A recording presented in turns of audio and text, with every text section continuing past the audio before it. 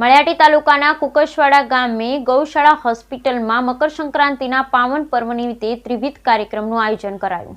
મળિયાટી તાલુકાના કુકસવાડા ગામમાં ગૌશાળા હોસ્પિટલમાં મકર સંક્રાંતિના પર્વ નિમિત્તે ત્રિવિધ કાર્યક્રમનું આયોજન।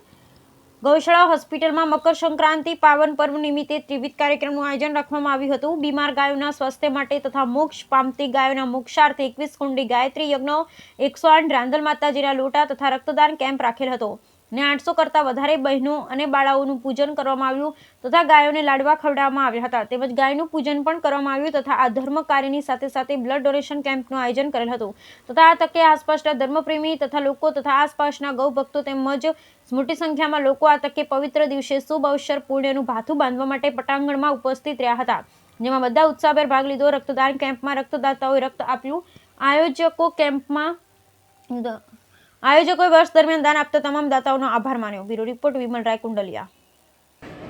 આજરોજ માળિયા તાલુકાના કુકસવાડા ગામ મુકામે મા ગૌસેવા હોસ્પિટલમાં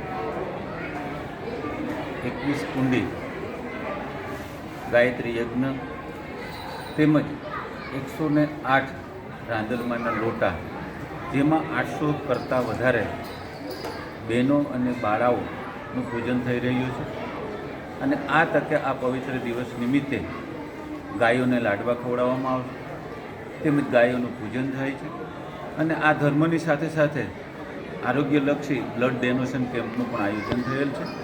આ તકે આસપાસના ધર્મપ્રેમી લોકો તેમજ આસપાસના ગૌભક્તો તેમજ અસંખ્ય લોકો આ તકે આ પવિત્ર દિવસે શુભ અવસરે એ પુણ્યનું ભાથું બાંધવા આ પટાંગણમાં અહીંયા ઉપસ્થિત છે। સૌનું ભાવભર્યું આમંત્રણ અને સ્વાગત છે।